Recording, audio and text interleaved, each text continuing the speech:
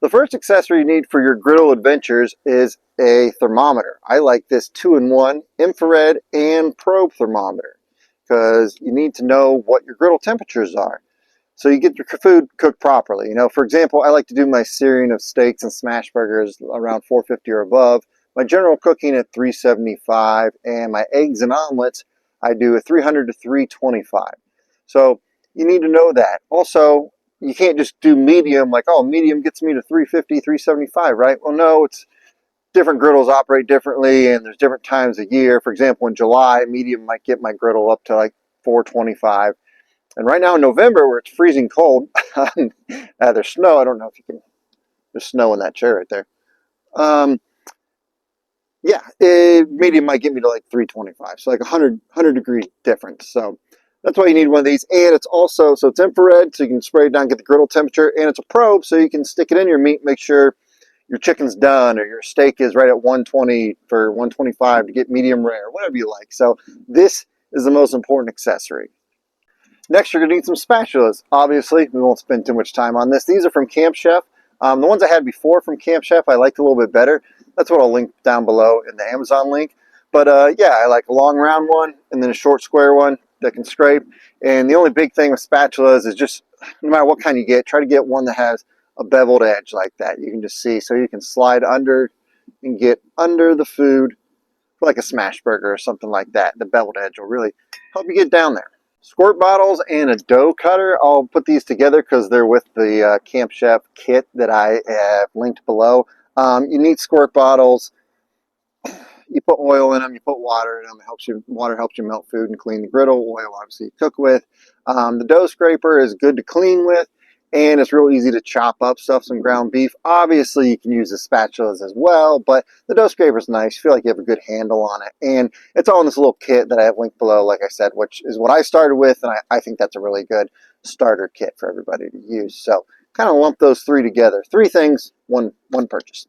The old wire rack. I would highly recommend one of these, a small one. This is a, I don't know, I think it's 4x8, 5x10. It's down below again, but this is great for getting food off the griddle.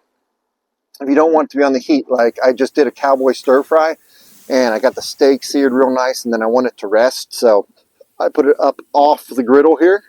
And I've also been known to put my coffee on here. You know, that's a nice thing to do with it. Bacon to let the grease drip, but it still stays hot. And also, I had a bigger one at first when I first started griddling, and it took up too much space. So that's why I went to the smaller one. If you want more space, buy two of these. They're only like $8, and you can use two of them or one of them or none of them, however you would like to do it. So, but I really, really, really like this little wire rack, and I use it in almost every cook. It basically just stays on the griddle. Let me see those tongs. Okay, enough singing. People, that's how people leave videos. You can tell how old I am. I'm a millennial if I'm singing Cisco. But anyways, you need a set of tongs. You don't need to go over this too long. Make them metal. Make sure they have a little hole on the end so you can hang them somewhere. Depending on whatever type of griddle you have, you probably got hooks or bought hooks. So I got, you know, a cheap pair listed down below. You don't need to spend $30 on a set of metal tongs. Just, you probably got them laying around already, but just want to throw it in there to make sure if you didn't have them laying around, you get yourself a pair. Omelet rings, ooh, and egg rings. These are from Cuisinart. They're only like $15 on Amazon. Blackstone makes them too, but theirs are like $30. So I went with these. I like making omelets. I like making egg sandwiches or perfect looking pancakes. There's 8-inch, 6-inch, and then 2 little egg rings. So it works out well. I usually do a big omelet for me, a smaller one for my wife, and then you know, egg rings when I'm trying to make some egg sandwiches. I will say there's metal ones, there's silicone ones. I've used them both. Silicone work fine as well. I prefer the metal ones. I don't know. I feel like it sticks less, but I have no evidence to that, and I'm not running a scientific experiment and like testing out every omelet ring to figure it out. So it's just a preference. I have nothing to back that up other than that's what I like. But the metal ones I like to leave on the griddle. As it preheats, they get hot. It seems to stick less, and you can spray them. The eggs can squirt under these sometimes, and they don't contain them all. So you got to be careful. I just pour them in slowly, but also like they're $15. So like, I don't know what. I've looked up nicer ones from like when I worked at Bob Evans, a diner in the Midwest here. That like the ones we use there, they're like $90 a piece. So I'm not paying $90 for an omelet ring for my backyard griddle. So these work. These will do. That'll do, pig. Oh, we got the old dome. So this one's from Camp Chef. I also have below a round run from Cuisinart. Either one will do. This is good for melting stuff, steaming potatoes to help them along, or maybe steaming vegetables. Like I used this one to steam some broccoli before. Or if you take your little wire rack and this one or another dome, you can put biscuits or cinnamon rolls under here. Just fit right under there. And then create like a makeshift oven. I'm sorry if I'm talking fast. It's freezing out here, but I wanted this to look like an outdoor video. I didn't want to do it from my garage. So yeah, I'm just freezing. So anyways, the dome's really nice. I would recommend one. You'll definitely use it. It's good for, like I said, potatoes, steaming vegetables, or making that. Oh, popcorn. That's the other thing. You can make popcorn with your dome, which is fun. I mean, is it necessary on a griddle? No, not really. But it's a lot of fun, especially for the kids. So get yourself a dome. Smash burger press. I don't have mine with me. I gave it to my aunt. My favorite one was a cast iron one. They do make the round ones, which I have now and I use, but the one I'm linking below is cast iron because it can do the smash burger stuff. So can the round stainless steel ones. But also I like to use it as a bacon weight because I think that's what's actually called. That one, rectangular one's a bacon weight. If you want to like hurry up 2 pieces of bacon or 3 pieces of bacon, or you can put it on a steak, and because it's rectangular, it'll cover most of the steak rather than a round one, and it has a little bit of heft to it. It's a thick boy weight. That's why I like this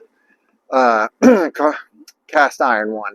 So, and you just put it on the steak to like make better contact. You don't push the steak down. I just want to be clear about that. Somebody yelled at me once on the internet. People are like, you don't push down your meat. You don't push. I know. I'm not smashing the steak down. I'm not smashing the snake. Anyways. I'm not smashing the steak down like I would a smash burger. It's just you put it on there to make a better contact, a sear on there. So if you're going to get one, you can always do a smash burger with 2 spatulas. That's totally, completely doable. You don't have to buy these things. But if you do, I feel like instead of just having one use for the round one, that the rectangular one, I get 2 or 3 uses out of it. So just my 2 cents. Finally, I think a cleaning kit is really nice.